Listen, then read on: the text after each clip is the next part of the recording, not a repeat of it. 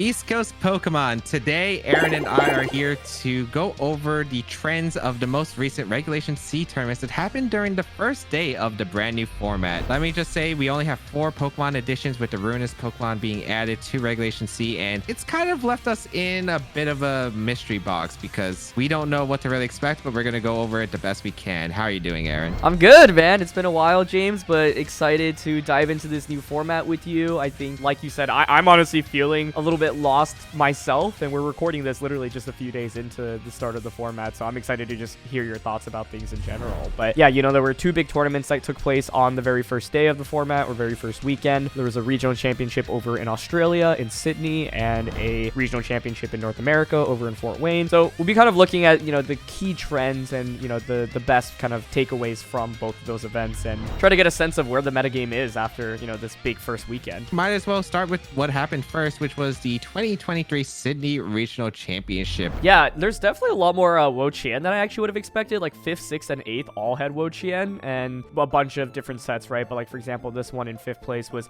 Giga Drain, Pollen Puff, Leech Seed, and Protect.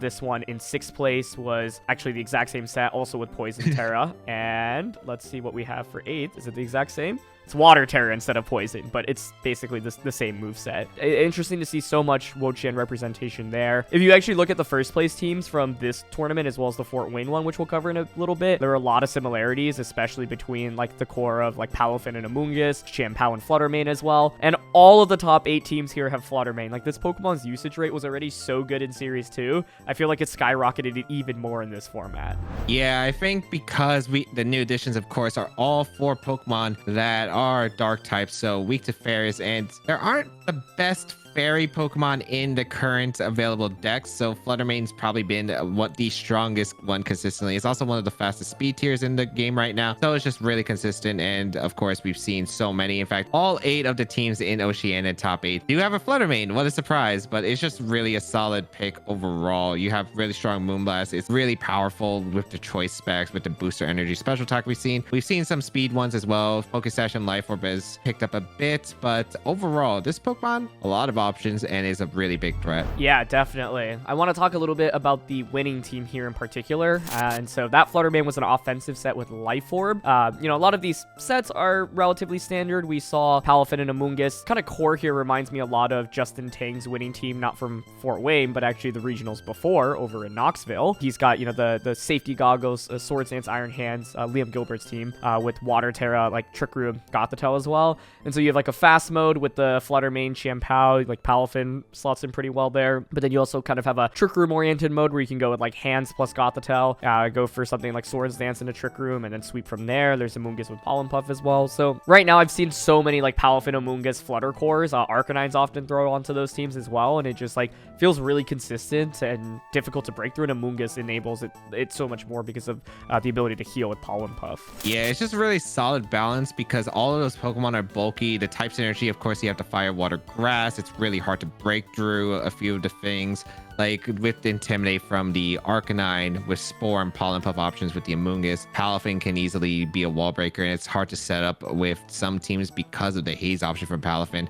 Just really strong into many options. Like the reason we still see Haze, of course, Dondozo, of course, is still a thing, I guess, in Series 3. It's kind of a weird spot right now in general, but overall, like the combo or the synergy core is just really powerful because you have fast, you got speed, you have priority, and you have really good bulk synergy. Yeah, exactly. I mean, one thing that's also been interesting is, a lot of these Pokemon were really dominant in Series 2. Like, this is essentially a Series 2 team just with Chien-Pao thrown onto it. Yeah, Chien-Pao on this is also interesting because, like, it's not like the team is entirely physical attackers, but it's balanced, right? You have Flutter as a strong special attacker, Amoonguss and Gothitelle not really attackers, and then you have Palafin and Iron Hands, both which can take advantage of the defense drops from Chien-Pao. And so, yeah, I think, like you called out, if you look at all the top 8 teams, all of them have at least, I believe, 1 room Pokemon, and then all of, the room Pokemon are represented here. Some teams having multiple, like the 5th and 6th place teams actually have 3 room Pokemon in Chi-Yu, the Wo-Chien, as well as the Ting-Lu. Yeah, at second place here, we had the Roaring Moon as well, and it's a Dragon Dance set, very similar to some of the other Roaring Moons that we've seen in previous formats. And then, of course, there is the Fissure Ting-Lu, which I feel like is one of the biggest talking points after this weekend. Yeah, Ting-Lu, of course, a new addition, really bulky. Its Ruin ability lowers the special attack on the field, so it's it's really nice against Flutter. Also gets Heavy Slam to actually hit it. And overall, it does a lot of damage because it has a good base 115. But if you get intimidated or burned, it does have the ability to still stick around, especially with like Pollen Puff support from like Amoonguss or Wo-Chien in this case. So you have the ability, like if the Ting-Lu is not doing much, you do have a 30% chance to land an instant KO with Fissure, which if we have seen multiple times actually affect the stream match. It's funny because this regional actually opened up round 1, turn 1 of game 1, literally was an open up with a Ting-Lu hitting a Fissure immediately. So what a welcome to how to start regulation C. But overall, I think it's pretty interesting that we're still seeing a lot of the trends. I think a lot of players are like, this is a format, let's pick maybe some Rune Pokemon that can help benefit what we're really comfortable with. I think, for instance, the first place team, the Chien-Pao, really helps enable like Palafin, and we've seen it do well consistently because the priority jet punch is absolutely insane with the Terra. And then you have Chien-Pao. It makes certain ways, like for instance, a bulky Flutter Mane can EV to survive that jet punch with the Chien-Pao ability, can absolutely change it. But I think there's still some interesting picks that, for instance, Iron Hands is a Pokemon that's really dropped in usage, I think, over the regulation C, just because it's in a weird spot. Flutter Mane Chi-Yu is probably the big one. It's really hard for Iron Hands to really do well against those Pokemon. And then of course Ting-Lu is awkward for Iron Hands as well, especially if they Terra, because Iron Hands can't really break through it. Then we have like Roaring Moon, which is a Pokemon we actually don't see anymore. Like Sam's the only one who's really run it, but I think it's just his comfort pick at that point. And it's interesting synergy with the Ting-Lu for sure. Being able to lower the damage output from special attacks, I think was really nice for his Roaring Moon to set up Dragon Dances, for instance. Azumarill is an interesting pick we saw in third place. Azumarill was not really seen at all prior, but it does do pretty well against some of the Ruined Pokemon like Chien-Pao with Play Rough into Aqua Jet. Of course, being able to resist a Chi-Yu is a pretty good one. And yeah, it does have some pretty good potential against, of course, Ting-Lu with Liquidation and Play Rough. So we've definitely seen some interesting picks, and Glimmora stall as well. But I think it's kind of cool because we've seen a mix, right? There's the defensive core right here. For instance, like in the top 8 teams, we saw the Wo-Chien, Ting-Lu, Glimmora with Intimidate, stall. And then we kind of seen more aggressive teams. For instance, the Sun team that got 4th place. With the Chien-Pao Dragonites paired with it, and then like the balance stuff as well. Yeah, I think to me there are a couple of key takeaways looking at like the top 8 teams from this tournament. One, Flutter Mane is everywhere right now. You need to be prepared for this Pokemon, obviously. What's interesting is there are a lot of different ways people are running it. Life Orb, Booster Energy, Focus Sash, Choice Specs, just to name a couple. I've even seen like Resist Berry occasionally on it. The Terra type can change dramatically on it as well. It can carry Trick Room, Perish Song, but Flutter Mane is everywhere. Two, like the kind of balanced core of Amoonguss, Palafin, Arcanine with Intimidate still is really good. What's interesting is actually for these like top 8 teams, like a lot of them have like 2 of the 3, maybe not all 3, but of course in second place Sam did have Palafin, Amoonguss, and Arcanine specifically. 3, all of the room Pokemon are very viable, right? Like all 4 of them are represented here, and you can kind of get a sense of how players are running it from this tournament. And then 4, like a lot of old strategies are still pretty viable, whether it be like Hands Gothitelle, which we saw in Series 2, or just Sun, you know, Torkoal, a Lilligant, plus the like Great Tusk, for example, which finished in 4th place. And so yeah, a lot of kind of different archetypes represented here, but obviously in terms of Pokemon representation, I feel like there isn't really anything too crazy or out of the ordinary from these top 8 teams. Yeah, I think the only thing that's been dropping off usage, which was already a trend in Series 2, but also in Series 3, which are 2 cores that actually have been dropping off in usage, which we'll probably see, which has been the Dondozo Tatsugiri combination. It's been a lot harder because, of course, there's a lot more power because of these Rune monsters. It's a little bit trickier. Also, Palafin being probably the highest usage it's ever been realistically currently right now. Yeah. Makes it hard for Dondozo to really be able to be used effectively, unless you're running the Grass Terra Blast, I guess. But it is a viable option for sure. And then the Armarouge Entity combination, which also kind of fell off, but these dark types aren't exactly the best for Entity Armarouge to play around with. Yeah, I'm glad you called that out. I'm like looking at the rest of the teams in the top 32. I think there's literally 1 team with Dondozo and maybe 2 teams with Entity plus Armarouge. And so relative to, you know, literally the end of Series 2, which I saw a lot of those teams continue to do well, like things are really different. Some of the other teams in this tournament are really interesting. Like there's a Dragapult in 10th place. We'll talk about Dragapult a little bit more since that did win the Fort Wayne championships. There's a Grimmsnarl Skeledirge team here in 13th place. 13th place actually doesn't have a room Pokemon at all. You've got Entity Armarouge and then Hawlucha as well, which I thought was really cool at 15th place. It was a Swords Dance Unburdened set, which is something that I feel like I've seen very little of. Murkrows kind of feel like made a reappearance on some teams as well, and part of the reason for that is because it is valuable as a dark type Pokemon in itself. I've seen like Sunny Day sets as well, which can enable Pokemon like, you know, a Great Tusk Tusk as well as Chi-Yu, boosting its fire type attacks as well.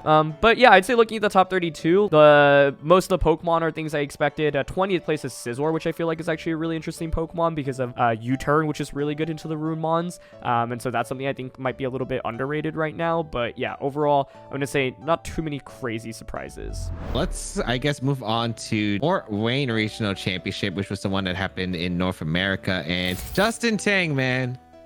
Tang gang might be too strong. 2 regional championships in the span of just a couple of weeks in different formats is unbelievable for any player.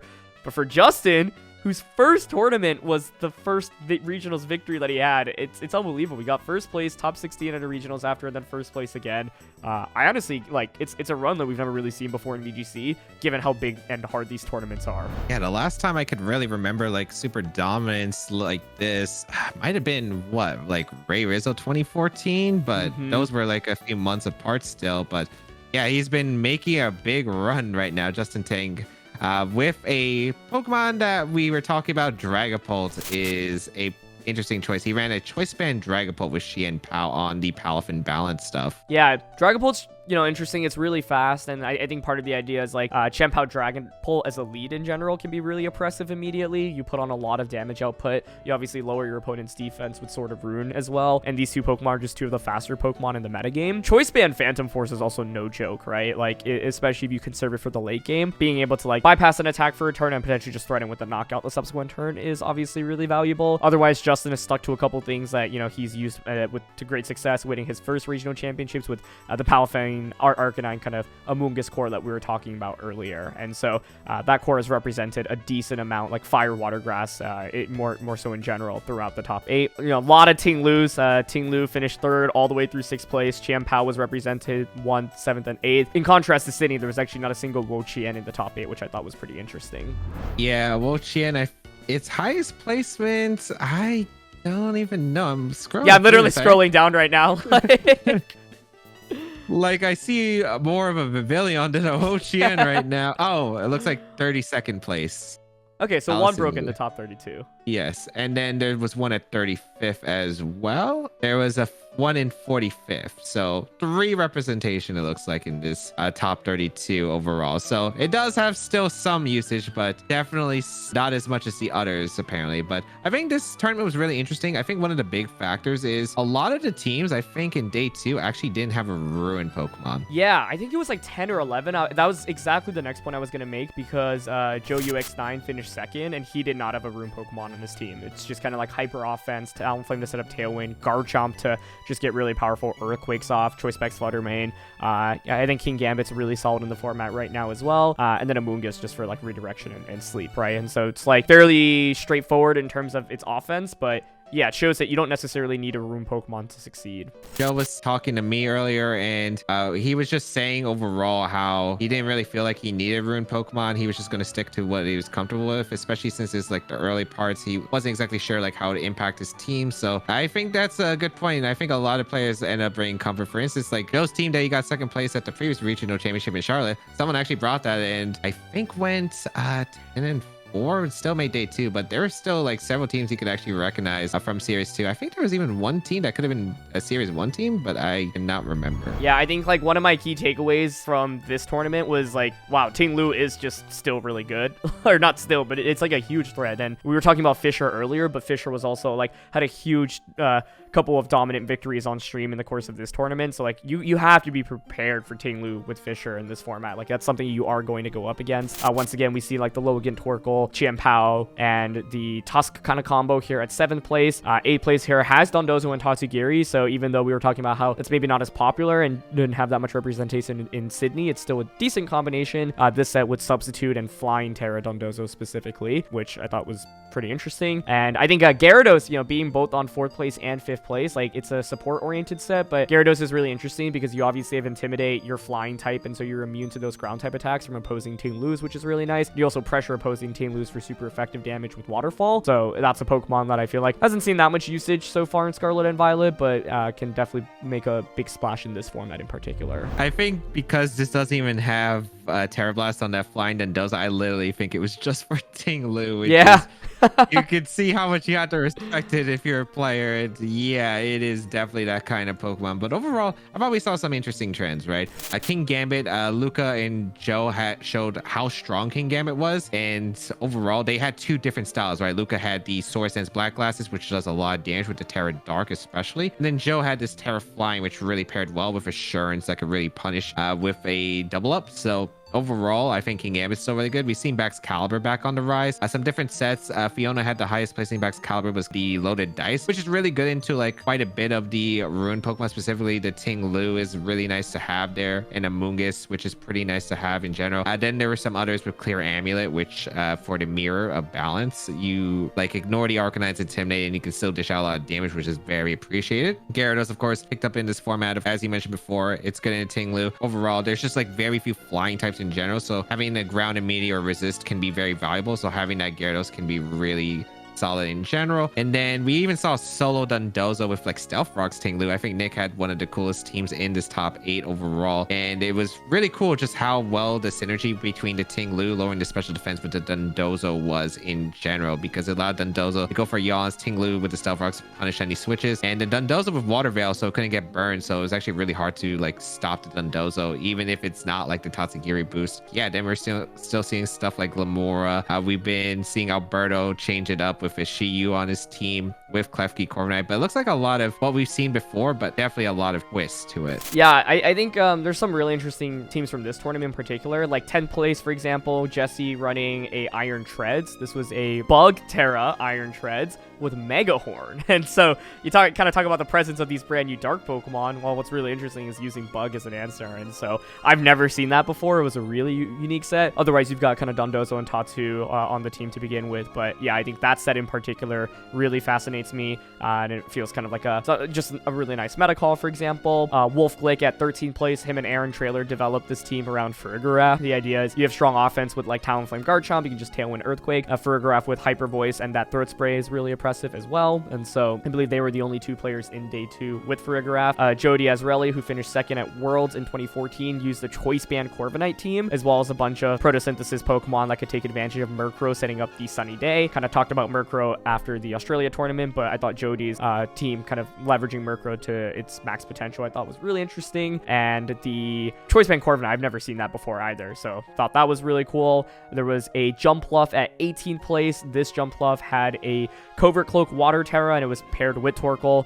Once again, multiple Pokemon like Tusk and Flutter Mane like to take advantage of Photosynthesis. That's a pretty unique Pokemon that I haven't seen too much of. Daxbun at 19th place here, featuring the Lava Plume Chi-Yu with Choice Scarf. So the idea is that you can very quickly boost Daxbun's defense, let it stay on the field for a very, very long time. Yeah, I think there are a lot of like interesting, like unique Pokemon choices, like Vivian here at 25th place as well. That's a Pokemon I feel like some people were talking about towards the end of Series 2. It's kind of a redirection user, but also gets access to Tailwind for speed control, which is really nice. And then we've seen some other combos like Tyranitar Lycanroc making a reappearance. My question for you, James, we've looked at these two regionals. Where do you think the meta goes, as we head into the London EUIC and really the next couple of tournaments? I don't think there's a center really. Like, yeah.